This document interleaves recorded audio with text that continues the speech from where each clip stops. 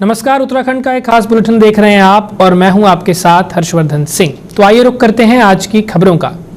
मुख्यमंत्री त्रिवेंद्र सिंह रावत डोईवाला पहुंचे, जहां उन्होंने माजरी ग्रांट में जाखा नदी पर पुल का लोकार्पण करने के साथ ही 70 करोड़ की लागत से बनने वाली 35 योजनाओं के साथ सड़कों व पेयजल जैसी योजनाओं का शिलान्यास और लोकार्पण किया।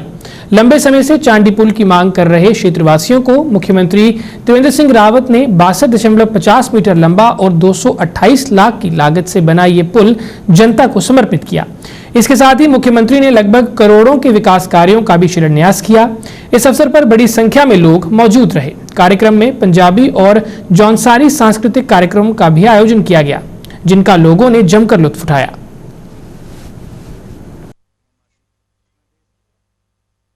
एनआरएसडी अलर्ट संगठन वाले हैं और शासन प्रशासन ने हमारी जो एक मांग थी कि सहायक अध्यापक प्राथमिक पर जो वर्तमान भर्ती चल रही है उसमें हमको भी सम्मिलित करने का शासनादेश जारी किया है। इसे तो हमने माननीय मुख्यमंत्री जी को धन्यवाद अदा किया है। विधानसभा एक आदर्श विधानसभा इस दृष्टि से चाहे अवस्थापनाएँ हों, हमारी सड़कें हों, पुल हों, जो उसके साथ के लिए जो भवनों का निर्माण के लिए चाहे तहसील हों, यहाँ पर हमारे अन्य जो संस्थाएँ हैं। उत्तराखंड के 2022 के विधानसभा चुनाव से पहले कुछ चैनलों द्वारा मुख्यमंत्री त्रिवेंद्र सिंह रावत का टीआरपी देश के अन्य राज्यों के मुख्यमंत्रियों के मुकाबले में सबसे कम बताया जा रहा है। इस मुद्दे को लेकर बीजेपी कांग्रेस आमने सामने आ गई है। कांग्रेस ने सर्वे के आधार पर मुख्यमंत्री त्रिवेंद्र सिंह रावत से इस्तीफा तक देने की मांग की है। कांग्रेस के मुताबिक मुख्यमंत्री द्वारा पिछले 4 वर्षों में उत्तराखंड में कोई विकास नहीं किया गया, केवल लोगों को बेवकूफ बनाया है और इसका जवाब जनता 2022 में होने वाले विधानसभा चुनावों में देगी।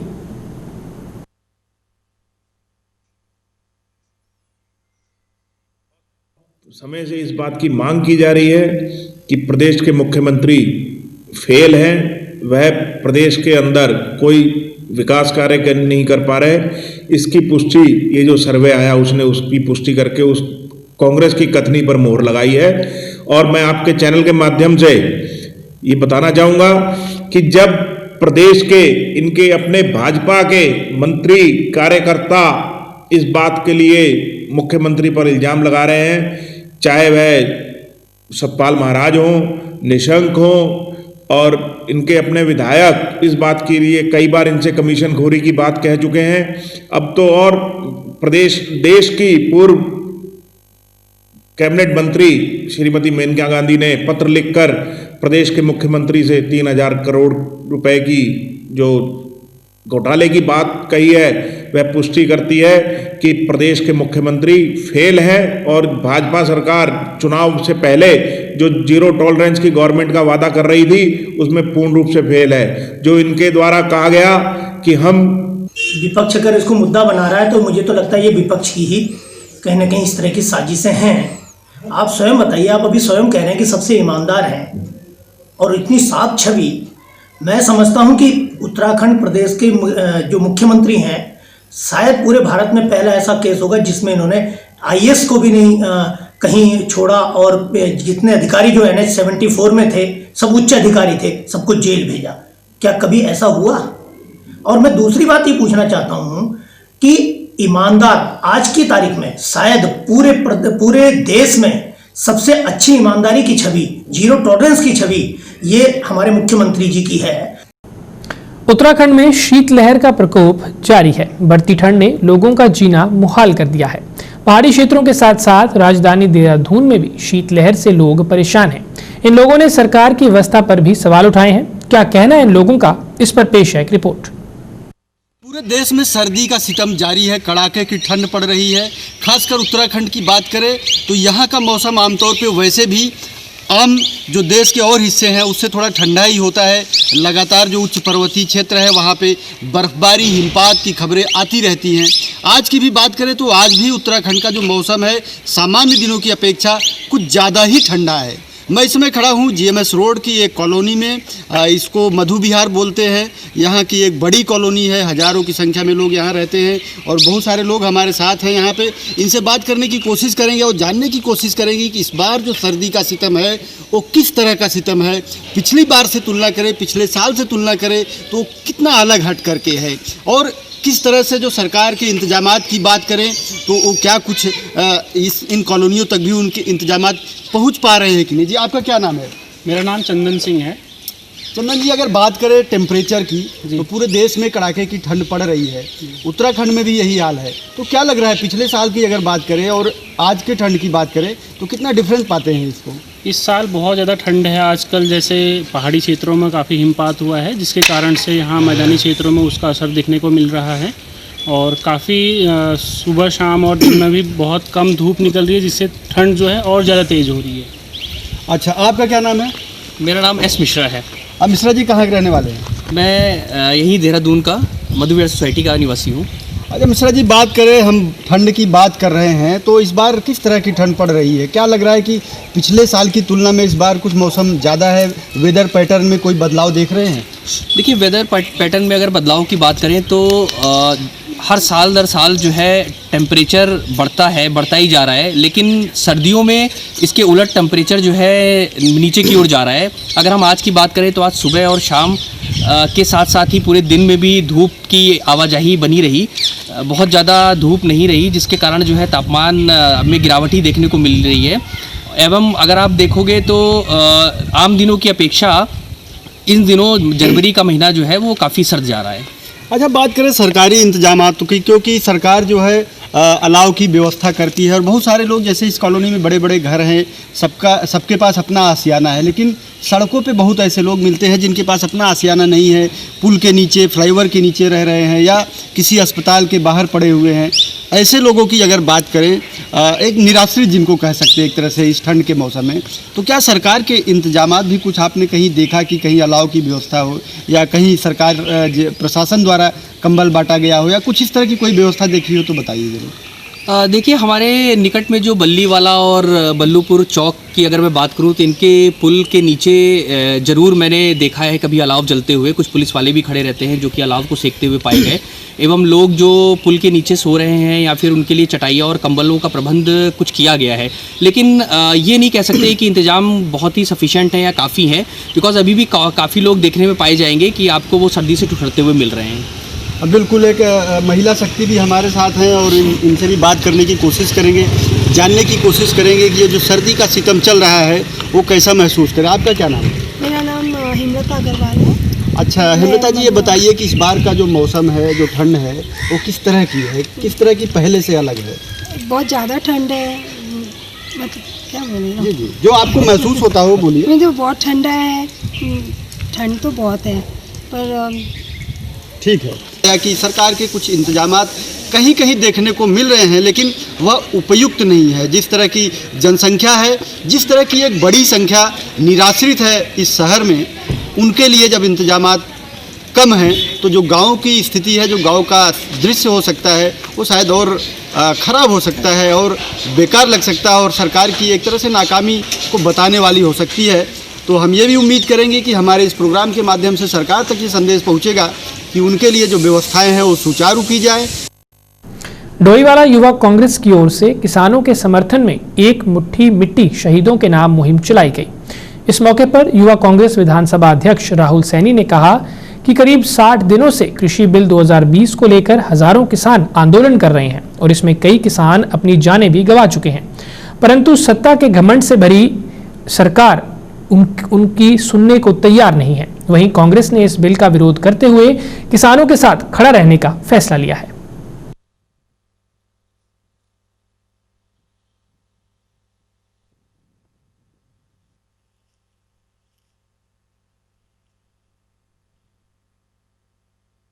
गलत है, भेदभाव है किसानों के साथ में, सरकार गलत काम कर रही है। किसानों के ये बिल्कुल खत्म होना चाहिए, कोई कानून नहीं होना चाहिए। शहीद हुए हैं, अब जो किसान शहीद हुए हैं उनके लिए भी सरकारों को सोचना चाहिए, उनको कुछ होना चाहिए। देखो, आत्महत्या करी है उन्होंने, अगर ये कृषि कानून न बनते तो वो आत्महत्या क्यों करते? डोईवाला ने एक मुट्ठी मिट्टी किसानों के नाम कार्यक्रम आज किया है। ये कार्यक्रम हमारे राष्ट्रीय लेवल से हमें मिला है। हमारे राष्ट्रीय अध्यक्ष श्री बीवी निवास जी ने हमें कार्यक्रम दिया है। हमने पूरे प्रदेश से, हर प्रदेश से वैसे मिट्टी इकट्ठी करके जानी है। हमने उत्तराखंड प्रदेश के विधानसभा डोईवाला से आज किसानों से मिट्टी इकट्ठी करी, एक मुट्ठी मिट्टी। और ये मिट्टी इकट्ठी करने के बाद हम सारी और दिल्ली जो हमारे राष्ट्रीय अध्यक्ष जी हैं श्री बीवी निवास जी, उन तक पहुँचाएँगे। उसके बाद इस मिट्टी से एक भारत देश का नक्शा बनाया जाएगा। हर प्रदेश की मिट्टी उसी प्रदेश के नक्शे में आएगी। जैसे उत्तराखंड की मिट्टी इकट्ठी होकर जाएगी तो उसमें उत्तराखंड का नक्शा ही बनेगा। तो इस मिट्टी को इकट्ठी करके एक पूरे देश का नक्शा बनेगा। और एक आप जानते हो कि हर प्रदेश की मिट्टी का कलर अलग हो सकता है, रंग अलग हो सकता है, वेशभूषाएं अलग हो सकती है, भाषाएं अलग हो सकती है, पर देश आज एकजुट है। और इसी चीज़ का संदेश हमारे राष्ट्रीय अध्यक्ष जी देना चाहते हैं। पूरे देश को हम युवा कांग्रेस ये संदेश देना चाहती है कि अनेकता में एकता का जो संदेश है वो दिया जाने का। आइए बढ़ते हैं अगली खबर की ओर। किसान संयुक्त मोर्चा उत्तराखंड ने 23 जनवरी को राजभवन कूच करने की घोषणा की है। ये घोषणा डोईवाला में किसान संयुक्त मोर्चा के बैनर तले आयोजित एक प्रेस वार्ता के दौरान किसान नेताओं ने की। किसान नेताओं ने कहा कि दिल्ली में चल रहे किसान आंदोलन को बल देने के लिए उत्तराखंड के सभी किसान 23 जनवरी को देहरादून में राजभवन का घेराव करेंगे। घेराव बेहद शांतिपूर्वक और कानून के दायरे में होगा। किसान संयुक्त मोर्चा के 5 सदस्य ताजिंदर सिंह, उमेद बोरा, हरिंद्र बलियान, हाजी अमीर हसन और दिलजीत सिंह ने संयुक्त प्रेस वार्ता कर आंदोलन की जानकारी दी।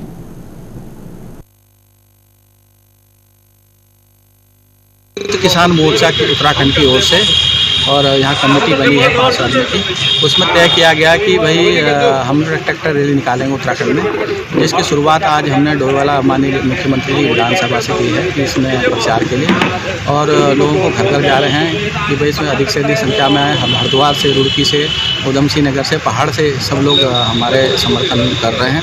इसमें स्पष्ट कर दिया गया कि हमने कोई भी राजनीतिक पार्टी अपना संगठन कर झंडा बैनर ला सकता है। राजनीतिक पार्टी किसी का भी झंडा बैनर नहीं होगा और ये शांतिपूर्ण निकलेगी रैली। और हमारे नेताजी सुभाष चंद्र की जयंती के अवसर पर और हम लोगों ने तय किया है कि राजभवन देहरादून घेराव करेंगे जब तक ये 3 काले कानून वापस नहीं लेती सरकार। हम संघर्ष करते रहेंगे। हम किसानों के पास जा करके सबसे हाथ जोड़ के ये विनती कर रहे हैं कि अधिक से अधिक लोग अपने ट्रैक्टर ट्राली लेकर के आएँ और राजभवन का जो घेराव हमने 23 तारीख को करना है। शांतिपूर्ण रहेगा, कोई बिल्कुल शांतिपूर्ण रहेगा। किसान बिल्कुल अमन प्रस्त है। किसान जिसको भी हम कह रहे हैं, जो हमारे साथ नौजवान भी हैं, उनको भी हम ये कह रहे हैं, कोई किसी प्रकार का कोई भी उपद्रवी, कोई शरारती तो हम उसको साथ ही नहीं लेके चलेंगे। रुड़की की मंगलौर कोतवाली क्षेत्र में एक दिल दहला देने वाली घटना सामने आई है, जिसमें एक प्रेमी ने अपनी प्रेमिका के 2 मासूम बच्चों को मौत के घाट उतार दिया। मंगलौर कोतवाली में घटना का खुलासा करते हुए एसपी देहात स्वप्न किशोर सिंह ने बताया कि 2019 में सुमन नाम की महिला के पति की होली के दिन मौत हो गई थी। इसके बाद वह अपने कथित प्रेमी के घर, जिसका नाम लाखन बताया जा रहा है, अपने 2 बच्चे लविश और लक्की को लेकर चली गई थी। तब से वह लाखन के साथ ही ग्राम दहेका में किराए पर रह रही थी। बताया जा रहा है कि 16 जनवरी को जब सुमन काम करने एक कंपनी में गई थी, तब लाखन के साथ दोनों बच्चे घर पर अकेले थे। जिसके बाद आरोपी लाखन दोनों बच्चों को गंगा नहर के पास ले गया और एक एक करके दोनों को नहर में धक्का दे दिया। पुलिस ने आरोपी की निशानदेही पर एक बच्चे का शव बरामद कर लिया है और दूसरे की तलाश जारी है।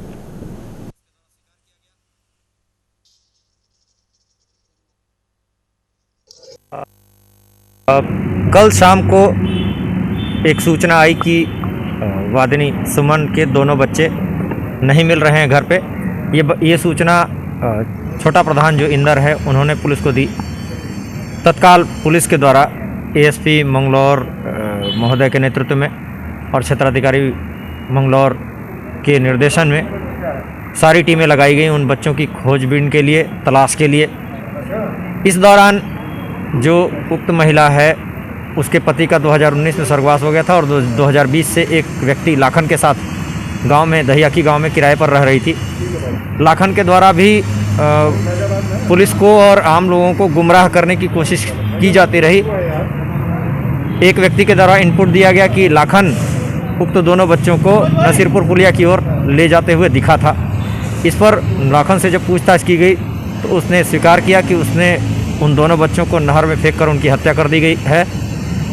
कारण पूछने पर उसके द्वारा बताया गया कि दरअसल वादिनी के साथ उसका प्रेम संबंध था और वो प्रेम संबंधों में बाधक बन रहे थे और उन बच्चों से वह नफरत करता था क्योंकि वो उसके पूर्व पति के पैदाइश थे। इस संबंध में उन बच्चों की बरामदगी हेतु प्रयास किया गया। रात्रि में ही तो 10:30 बजे के आसपास मोहम्मदपुर झाल से एक बच्चे लक्की का शव बरामद करने में पुलिस को सफलता हासिल हुई। दूसरे बच्चे का शव अभी तक बरामद नहीं हो सका है, जिसके लिए जल पुलिस और एसडीआरएफ की टीमें लगाई गई हैं। वैसे तो पिछले एक पखवाड़े से पूरे प्रदेश में ही प्रचंड ठंड का दौर चल रहा है, लेकिन 2 दिन से लगातार चल रही शीतलहर, कोहरे और पाले के प्रकोप ने किसानों के माथे पर चिंता की लकीरें खींच दी हैं। पाले से गेहूं और सरसों की फसलों को नुकसान पहुंच रहा है। मौसम विभाग की ओर से अगले 3 दिन के लिए जारी किए अलर्ट को लेकर किसानों का क्या कहना है, आइए देखते हैं। तो पूरे प्रदेश में कड़ाके की ठंड पड़ रही है, लेकिन अभी मौसम विभाग ने एक बार फिर 3 दिन का हाई अलर्ट जारी किया है। इसमें शीतलहर और कोहरे का अलर्ट जारी किया गया है। लेकिन ऐसे में हरिद्वार देहात क्षेत्र में किसान दोहरी मार झेलने को मजबूर हो गए हैं। हम मौजूद हैं लक्सर के जंगल में। यहाँ कई किसान अपने खेतों पर काम करें, इनसे बात करेंगे कि किस तरह से दिक्कतों का सामना लोग कर रहे हैं। आपका नाम क्या है जी? पवन सिंह जी, आप किसान हैं, लगातार गन्ना छीलने का काम कर रहे हैं। आपने जो गेहूँ की फसल बोई थी, अब जो ठंड हो रही है, इसमें पाला पड़ रहा है, उसमें कितना नुकसान महसूस कर रहे हैं? बहुत नुकसान है जी। अगर ओला पड़ गया तो खत्म हो जाएगी। ठंड में भी बहुत फर्क पड़ रहा है जी। यदि लगातार शीतलहर चलती रही और पाला पड़ता रहा तो नुकसान होगा, बहुत ज़्यादा नुकसान होगा जी। ज़्यादा नुकसान होगा। और किसान हैं, आपका नाम क्या है? सोनू है जी नाम। सोनू जी, मैं देख रहा था कि अभी आप गन्ने की सिलाई कर रहे थे, अब आप मुझे लगता है कि शायद शुगर मिल में अपना गन्ना बेचने जाएंगे जी। क्या लगता है आपको, पिछले 3-4 दिन से लगातार शीतलहर चल रही है और नुकसान कहीं ना कहीं फसलों को भी हो रहा, वजह है कि पाला पड़ रहा, अब और ज़्यादा अलर्ट जारी किया गया है, हो सकता है कि ओलावृष्टि हो जाए? बाबू जी, इसमें जो ओलावृष्टि होगी हमारे पास बहुत खत्म होगा, बहुत नुकसान महसूस कर रहे हैं हम। और ठंड में ना तो काम हो और फसल भी खत्म होती जा रही है। फसल खत्म होती जा रही है, बिल्कुल। तो सरकार से क्या उम्मीद है? तो सरकार से फिलहाल तो कोई उम्मीद नहीं आई, कोई उम्मीद नहीं है। दिखाई तो पहली फसलें नष्ट हुई थी गेहूं की जब, तो उन दिनों ओलावृष्टि से उसमें कोई मुआवजा मिला था? ना जी, हमें कुछ नहीं मिला, कोई मुआवजा नहीं मिला। इन्होंने ये भी आरोप लगाया। और किसान भी, आपका नाम क्या है? मेरा नाम बाबर खान है। बाबर खान, आप कौन से गांव से बिलोंग करते हैं? मैं नरोजपुर से। नरोजपुर से। इस बार जो कड़ाके की ठंड पड़ रही है, एक बार फिर अलर्ट जारी किया है।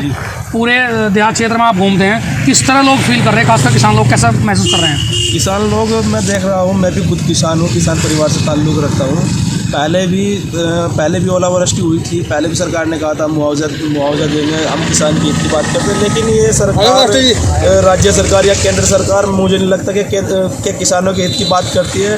पहले जब ओलावृष्टि हुई, पहले भी हमारी फसलें, गेहूं की, गन्ने की फसलें बर्बाद हुई, और अब फिर से दोबारा फिर इन्होंने 3 दिन का अलर्ट जारी कर दिया। अगर ओलावृष्टि होती है तो गेहूं तो हमारा लगभग बर्बाद ही हो जाएगा। बर्बाद हो जाएगा। आपने सुना, तमाम किसानों का यही कहना है कि यदि मौसम की और ज़्यादा बिगड़ा, यानी कि बारिश शुरू हो गई और ओलावृष्टि हो गई, तो कहीं ना कहीं वो तबाही की तरफ चले जाएंगे। इससे पहले जो नुकसान हुआ था, सरकार उसका मुआवजा भी किसानों को नहीं दे पाई है। दूसरी बात एक और कह रहे हैं कि पिछले काफ़ी दिन से किसान आंदोलन भी कर रहे हैं, उस समस्या पर भी कोई ध्यान नहीं दिया गया। ये भी इन लोगों ने कहीं ना कहीं अपनी दबी जुबान से उसका जिक्र भी किया है। अब आने वाले वक्त में कुदरती मालिक है किसानों का कि मौसम ठीक, यानी मौसम सुधरे और कहीं ना कहीं इनकी फसलें बच सकें। जसवीर सिंह, जगह 24 न्यूज़, लक्सर।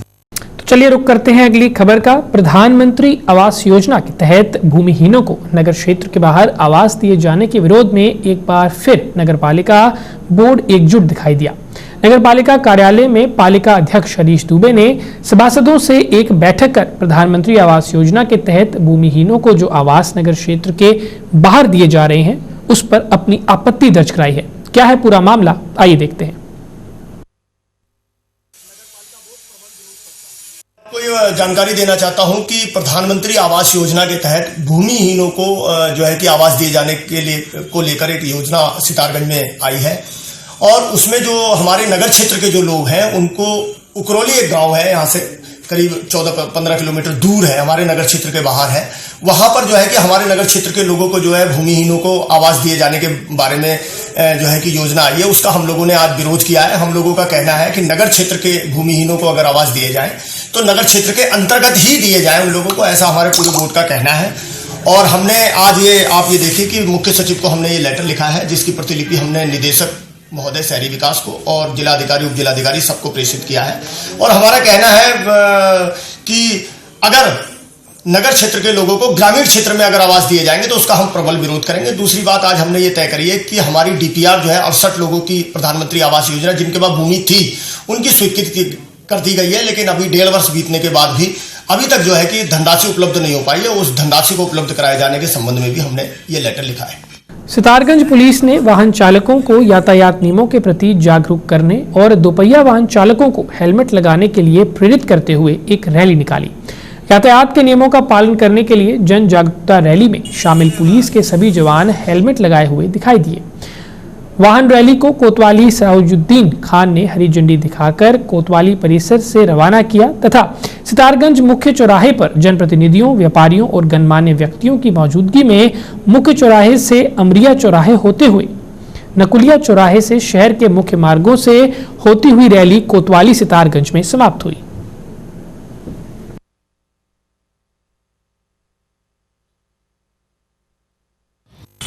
जो ये सप्ताह चलाया गया है, मनाया जा रहा है, इसमें स्थानीय प्रशासन, पुलिस एवं स्थानीय व्यापारी सब लोग मिलजुल के सहयोग करेंगे तभी ये कामयाब होगा। और मैं समझता हूँ सब लोग मिलकर इसमें सहयोग कर रहे हैं, हेलमेट का प्रयोग कर रहे हैं बाइक सवार सभी, और सभी से अनुरोध है कि अपने बच्चों को बाइक ना दें, उनको लाइफ दें, जिंदगी दें। धन्यवाद। के रूप में ये मनाया जा रहा है ताकि लोगों के यातायात नियमों को जागरूक किया जाए। और हमारे जो एक्सीडेंट हो रहे हैं, बाइकों से लोग 3 सवारी चल रही हैं, बिना हेलमेट के चल रहे हैं, उन लोगों में जागरूकता अभियान के लिए कार्यक्रम ये श्रीमान एसएसपी महोदय की तरफ से चलाया जा रहा है और पूरे जिले में चलाया जा रहा है इसी रूप में ताकि हमारे एक्सीडेंटों को रोक सकें।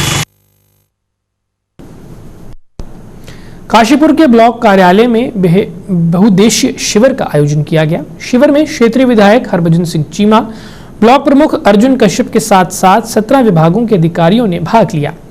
इस अवसर पर एसडीएम गौरव सिंगल ने बताया कि शिविर के आयोजन का उद्देश्य सरकार की ओर से शुरू की गई योजनाओं को जनता तक पहुंचाना और जनता की समस्या का समाधान करना है।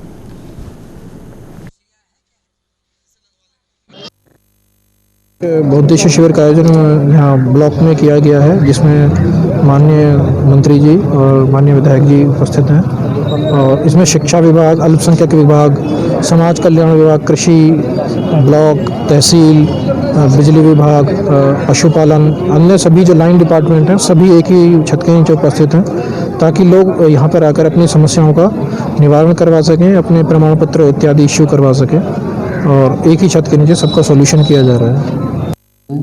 बहुउद्देशीय शिविर का आयोजन किया गया है और इसमें 17 महकमे के अधिकारी आए हैं, जिनके द्वारा अपनी अपनी योग्यता का ना जो अपने यहाँ से योजनाएं हैं उनका जानकारी दी जा रही है तथा साथ ही जिनकी पेंशन बननी है उनकी पेंशन बनाई जा रही है।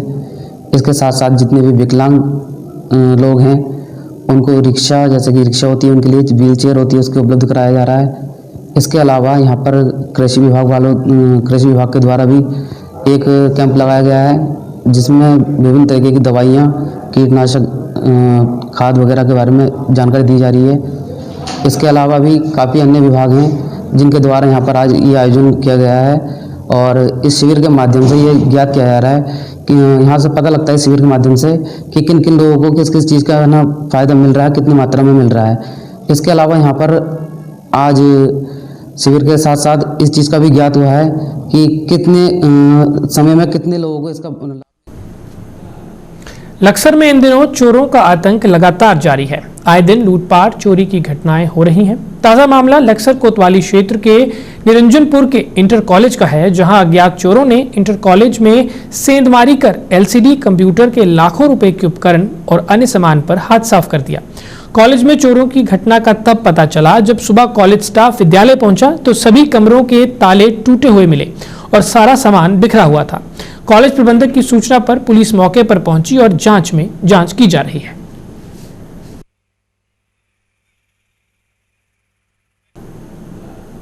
आज के लिए इतना ही, दीजिए इजाजत, नमस्कार।